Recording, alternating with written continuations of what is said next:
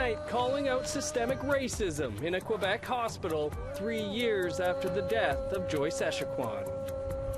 I don't think you can fix all your problems of food insecurity, especially in Indigenous and First Nations communities, with just lettuce. And the move is on to grow your own greens in remote communities.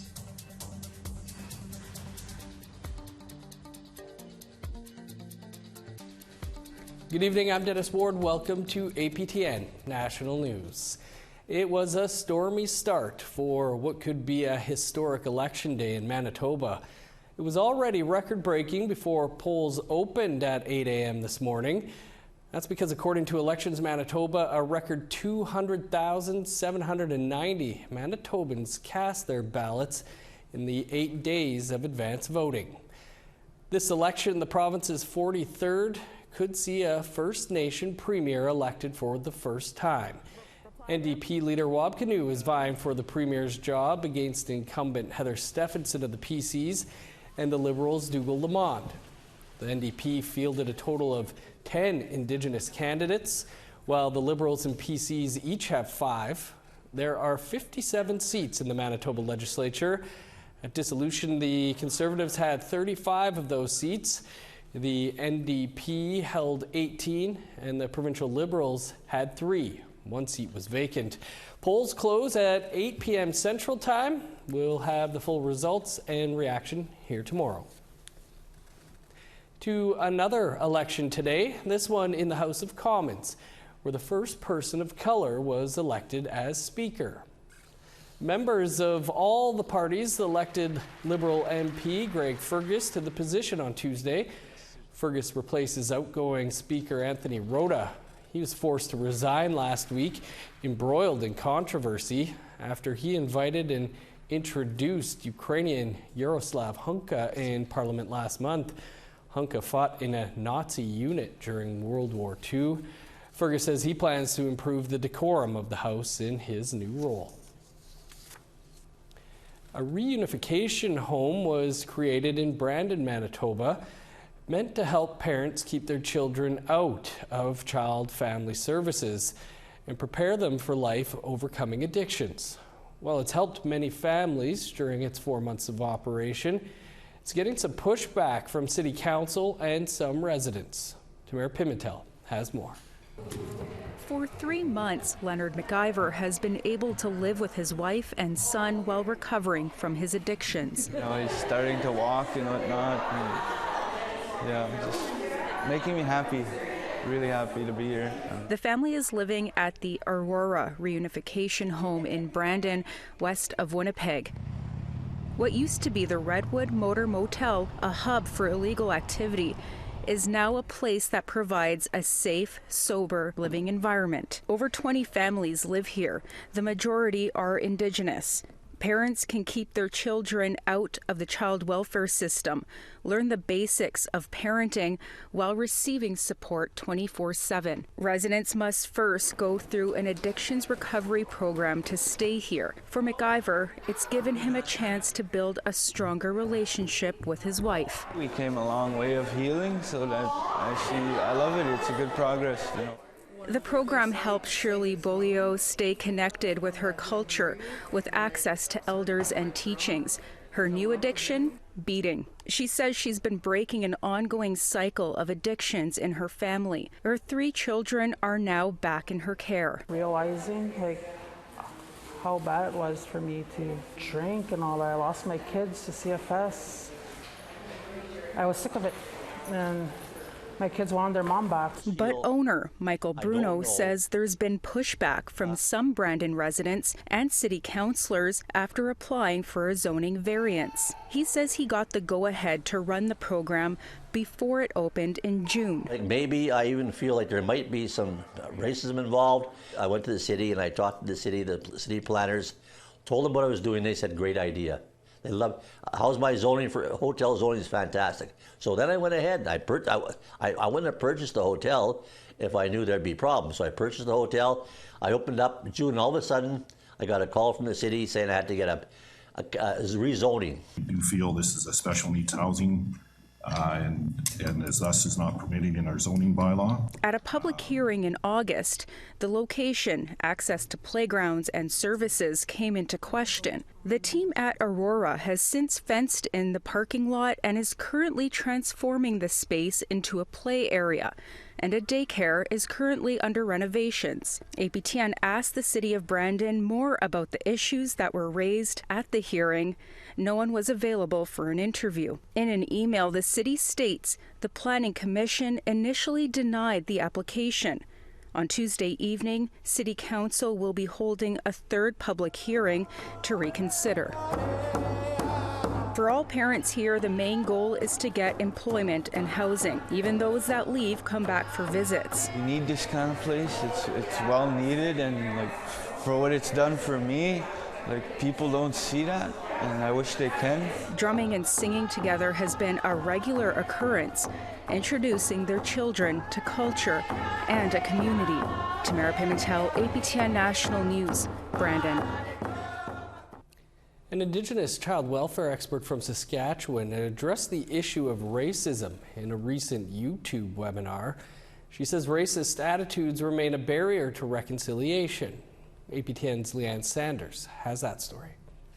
Raven Sinclair is a university professor and 60 Scoop survivor from Treaty 4 in Saskatchewan. She wrote Wichi Ituin, Aboriginal Social Work in Canada. She says racist attitudes remain and are a barrier to reconciliation. I don't think that it's possible to have reconciliation in such a intensely racially stratified society. And I mean, we can certainly, I think, make improvements in social relations generally. And, you know, as Indigenous people or people, racialized people, I think that we over time, you know, I'm getting older now, is you experience sort of an ebb and flow depending on the political attitudes of the day. Sinclair says as Indigenous people, we have to do work on our own healing and recovery in order to stand up to racist attitudes, and it can take years.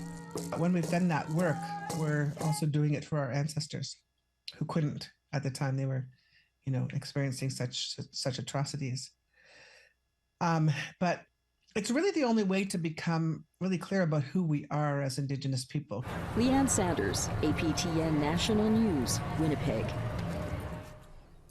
To Quebec now, where a small crowd gathered in front of the Native Friendship Centre in Joliette to commemorate the 3rd anniversary of Joyce Echaquan's death. Echaquan, an Atikamekw woman, mother of 7, died shortly after live streaming racist remarks from her caretakers at a Quebec hospital. Maricela Amador has this report.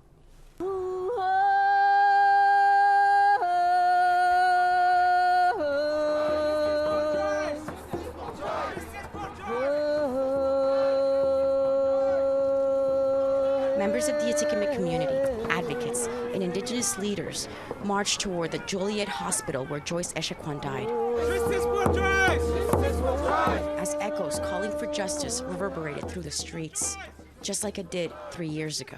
Aujourd'hui, on voulait se donner un moment d'arrêt, un moment où est-ce qu'on réfléchit à Joyce, à la femme qu'elle était, qu'est-ce qu'elle nous a donné comme héritage, puis qu'est-ce qu'elle a laissé aussi comme trou dans sa communauté, parce que les gens continuent de vivre les répercussions de son départ. Echaquan's legacy includes Joyce's principle, which aims to guarantee to all Indigenous people the right to equitable treatment in Quebec's healthcare system. Justice for Joyce! Justice for Joyce! C.P. Flamand, the chef of the Atikamekw Council of Manawan, said that some gradual progress has been made. En lien avec l'hôpital, il y a eu la mise en place d'un comité de réconciliation pour pouvoir discuter comment on peut améliorer les soins, comment on peut rétablir la confiance des membres de la communauté avec l'hôpital de Joliette. Mais encore, l'enjeu avec le gouvernement du Québec, c'est l'absence de reconnaissance du racisme systémique. Consequently, the Quebec government has not adopted Joyce's principle, unlike a number of professional medical orders and organizations in the province. D'après les membres de ma communauté, c'est préoccupant de devoir aller dans une institution où il y a eu une situation qui a eu lieu. Par exemple, le décès de Joyce Echaquan. The chief added that the Joliette Hospital, the closest one to the Manawan Nation, must continue working towards building trust. Giselle Flamand, who is from Manawan, said that watching Joyce's live stream was very painful and heartbreaking. L'impact est toujours là. Il va être toujours là si on n'avance pas, si on ne met pas les mains dans les mains avec les Autochtones. C'est ça qu'il faut faire. Il faut marcher ensemble pour que ça se règle. Quebec's Indigenous Affairs Minister Ian Lafreniere attended the march but did not speak. Marjolaine Etienne, the president of the Quebec Native Women's Association, said it was important for her to be present at the march to honor Echequan. Cette journée où un drame est arrivé, on fait en sorte de se rappeler effectivement qu'est-ce qui est arrivé par rapport à Mme Joyce. Mais c'est aussi un moment pour nous de pouvoir se réunir et de pouvoir aussi se parler. Maricela Amador, APTN National News, Joliette, Quebec. In Saskatoon, ahead of Orange Shirt Day, the Ahmadiyya Muslim Jumu'at honored the National Day for Truth and Reconciliation by inviting the public to their mosque.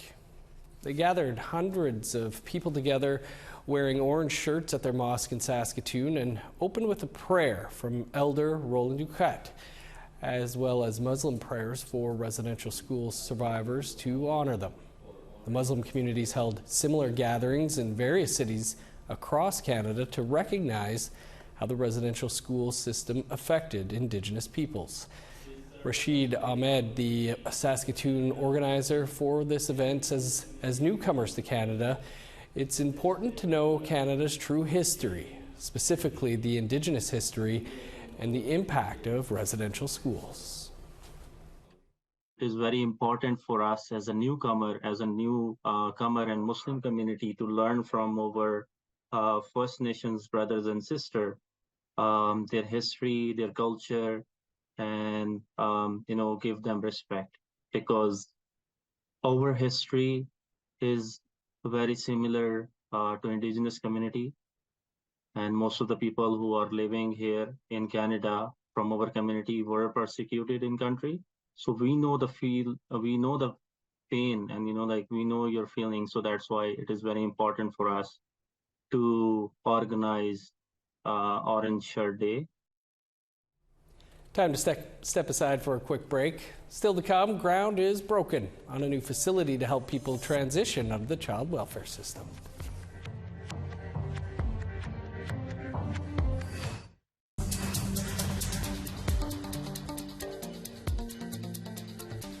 Welcome back. Treaty 8 First Nations in Alberta broke ground Wednesday on a $35 million transitional housing project for youth who've been a part of the child welfare system. APTN's Chris Stewart has the details. Next fall, Treaty 8 youth ages 15 to 26 who have been part of the Alberta child welfare system will have 2 new buildings in Edmonton to call home. Kiwitin Achakasjida means North Star in Cree and Dene. It will provide supports for youth who aged out of the child welfare system. Supports like housing, a basic income, non-insured medical and dental, education-related costs, and more. This has been years in the making. I'm very proud to be part of this group as a board member to see this day become a reality. And my hope is for the youth to be much more successful than we are today.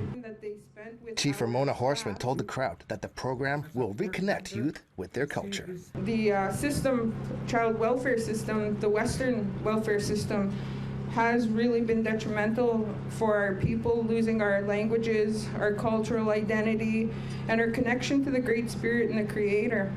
And those are the things that we need to get back. The location is in Ward Dene in northeast Edmonton. Cree Métis City Councillor Aaron Paquette says supports like these are desperately needed. Trauma just doesn't stop at 18. You don't just suddenly become an adult and you have all the answers. There traditionally have been not enough supports for Indigenous youth, and so this is starting to turn that tide. They will have those supports. They will have the time to figure out what their dreams are, what their path will be, and what they need. He says this $35 million project, funded $29 million by the federal government and $6 million from the City of Edmonton, will provide much-needed services. And the fact that this will exist to give them that is just one of the things that, you know, for me growing up, what a difference it would have made. And for everyone in my generation and the generations that came before.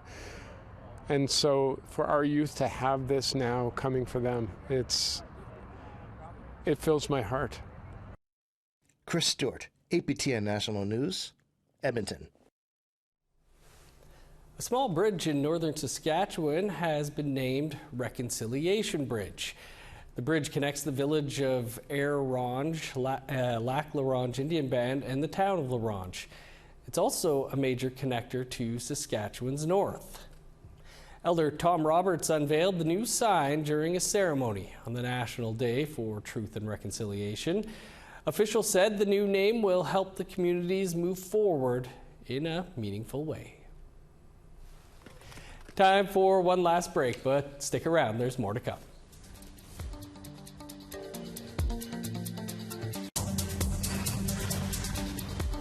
Welcome back. Time now for our photo of the day. April Isidore provided us with today's photo of the day from Drift Pile Cree Nation, located about 3 hours northwest of Edmonton, Alberta.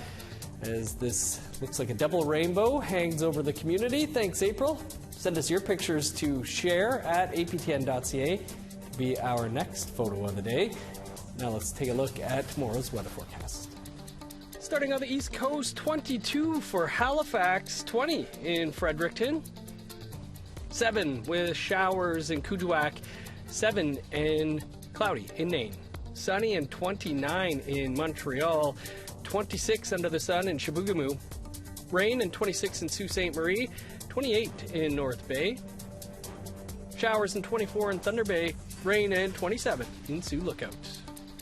9 with showers in Churchill, cloudy and 11 in the Pas, 14 with rain in Winnipeg and Brandon, 13 in showers in Dauphin, 13 with rain in Regina, 11 with showers in Saskatoon, 9 and rain in Meadow Lake, cloudy and 10 in Stony Rapids.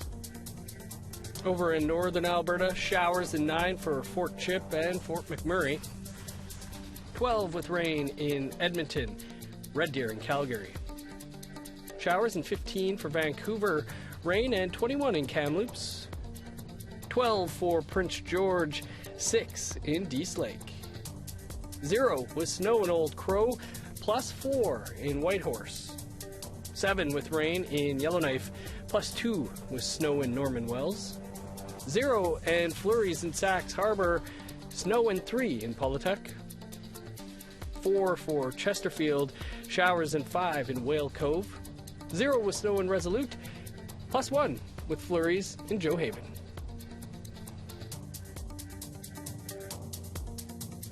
Migma History Month has officially begun in Nova Scotia, and it kicked off with a flag-raising ceremony at Halifax's City Hall. It is a day for us to reflect on the spirit and the intent of our treaties and to recognize that despite being centuries old, they remain strong. A good partner. We hope we're showing that we intend to be a good partner in the spirit of peace and friendship, truth and reconciliation. The ceremony recognized both the start of Migma History Month and Treaty Day, which fell on the 1st of October. 30 years ago, October was declared the official month to recognize and celebrate Mi'kmaq culture and heritage. This year's theme focuses on traditional Mi'kmaq games and pastimes. Geodesic greenhouses look like igloos, and they're popping up in remote communities across the country, all in an effort to fight food insecurity. Sav Jonesa has more. Food insecurity in remote communities is a common issue. Many perishables, like vegetables, cost a lot to be shipped, which means fresh, affordable produce is hard to find. People want what is fresh, what is local, what is healthy, what they know was put into it. They've created the fertilizer and the soil themselves. That's what people will want to eat. That's Reagan Solotki, Executive Director of Green Igloo, a nonprofit that helps marginalized communities put fresh food on their table through projects like building greenhouses. What we want to see is communities actually creating enough caloric content themselves. And now, don't get me wrong, I am not a vegetarian. I don't think you can fix all your problems of food insecurity, especially in Indigenous and First Nations communities, with just lettuce, obviously. But carrots, potatoes, onions, they are staples of a lot of diets, and they're expensive. They are heavy. It is hard for them to get to those remote communities.